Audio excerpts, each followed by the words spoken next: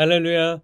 오늘 아침 함께 나눌 하느님의 말씀은 시편 32편 1절부터 2절까지의 말씀입니다. 함께 읽겠습니다.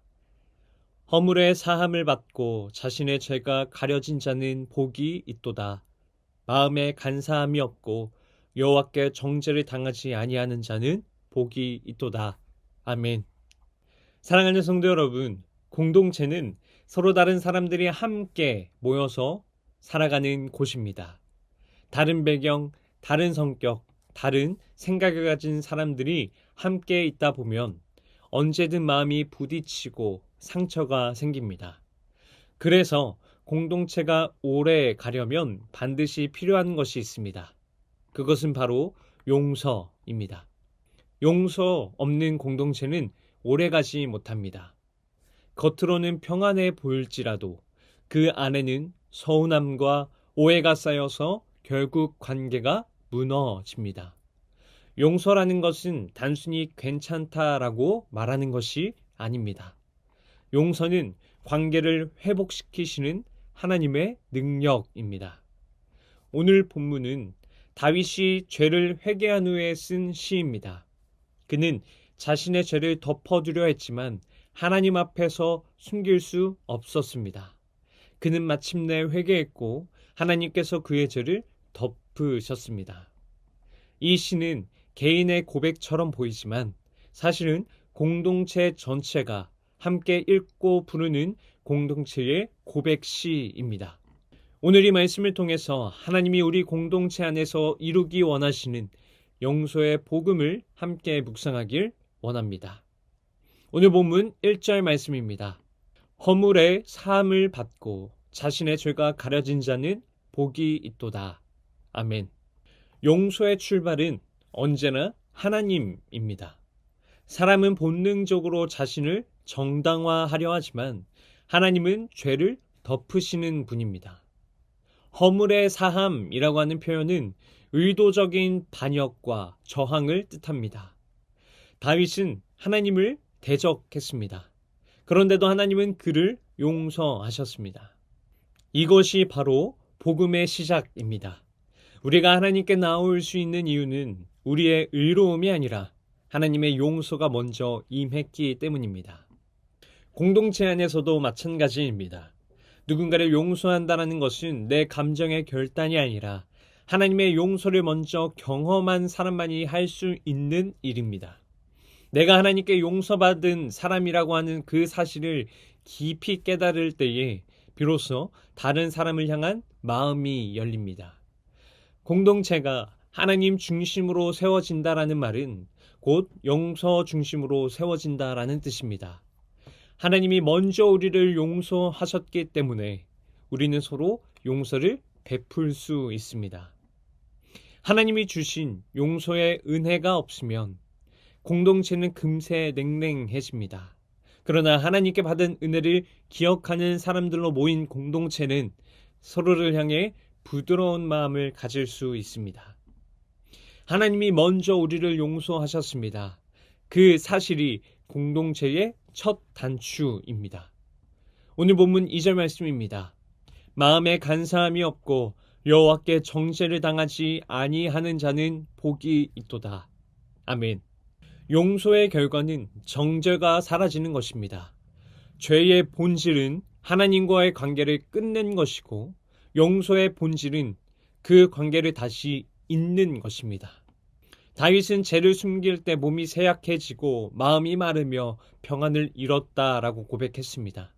그러나 하나님께 죄를 자백했을 때 그의 내면에 평안이 회복되었습니다. 공동체도 이와 같습니다.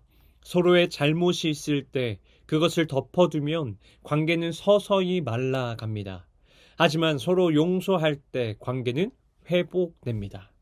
그 순간 하나님께서 하셨던 그 회복의 역사가 공동체 안에서 다시 일어납니다. 용서는 관계를 다시 연결하는 영적인 끈입니다. 용서가 없는 공동체는 연결이 끊긴 전선처럼 겉으로는 멀쩡해 보여도 전류가 흐르지 않아 불빛이 켜지지 않습니다. 그러나 용서가 흘러가는 공동체는 하나님의 사랑이 전해지는 통로가 됩니다. 하나님이 우리에게 원하시는 것은 누가 옳으냐 보다 누가 사랑하느냐입니다. 공동체가 서로를 향해 용서로 나아갈 때에 그 안에 하나님이 하시는 화해의 역사가 시작됩니다. 다윗은 자신의 죄가 용서받았을 때에 그 은혜를 자신만 간직하지 않았습니다. 그는 그 경험을 찬양으로 고백하며 공동체가 함께 하나님 앞에 서도록 인도했습니다. 이것이 참된 용서의 열매입니다. 하나님께 받은 용서는 개인의 감정 회복으로 끝나지 않습니다. 그 용서는 공동체를 새롭게 세우는 능력이 됩니다. 우리가 서로 용서할 때 그것은 단순히 과거를 잊는 일이 아닙니다. 그것은 공동체의 미래를 세우는 일입니다.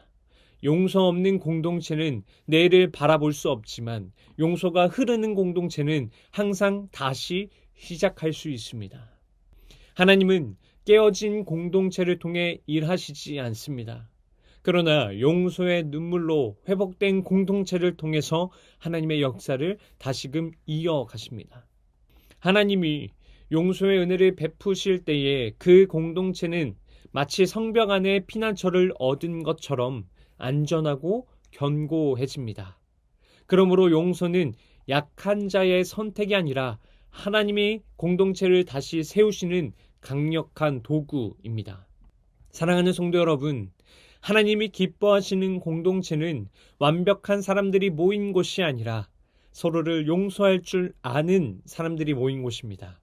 하나님이 나를 먼저 용서하셨기에 이제 나는 그 용서를 다른 사람에게 흘려보낼 수 있습니다. 그럴 때 공동체는 하나님의 평화가 머무는 거룩한 집이 됩니다. 우리가 서로의 허물을 덮어주고 서로의 연약함을 이해하며 서로를 다시 세워주는 교회가 될 때에 그곳에 하나님이 함께 하십니다. 용서는 공동체의 중심입니다. 용서가 있을 때 관계가 회복되고 용서가 있을 때에 하나님이 임하십니다.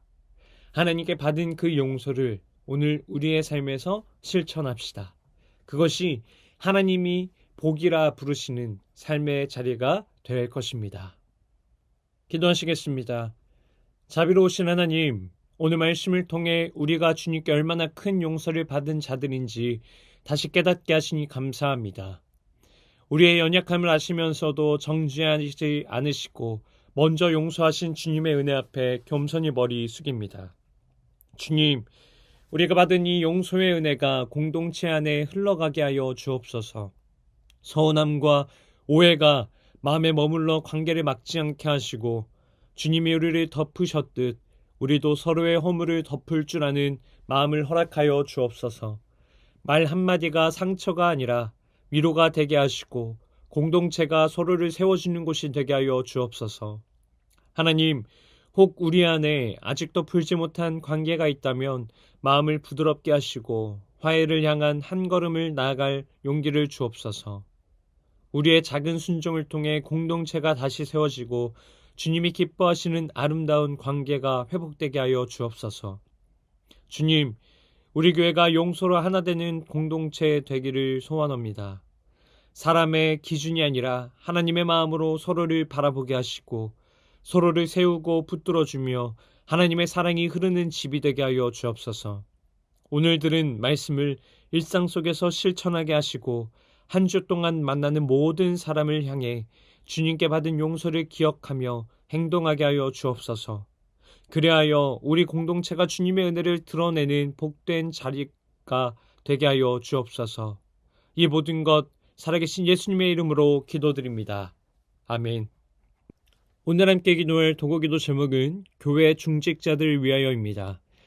교인의 대표로서 교회를 잘 이끌고 기도와 섬김의 모범이 되며 담임 목사님과 교역자들과 잘 협력해 몸된 교회의 비전을 따라 충성스럽게 헌신하시도록, 어렵고 힘든 교회 식구들을 돌아보고 재정을 맡아 잘 세워가는 집사의 직무를 충실히 감당할 수 있도록 기도하시기 바랍니다.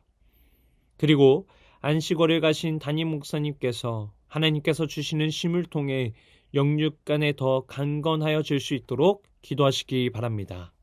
이어서 육신의 질병으로 고통받고 있는 교회 식구들, 경제적 어려움을 겪는 식구들, 타지와 타국에 있는 식구들, 군 복무 중인 청년들, 우리 교회 다음 세대를 위해 기도하시기 바랍니다.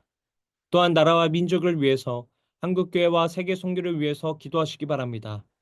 끝으로 오늘도 주님과 깊이 교제하시는 하루가 되길 소망하며 각자의 기도 제목을 놓고 기도하시겠습니다.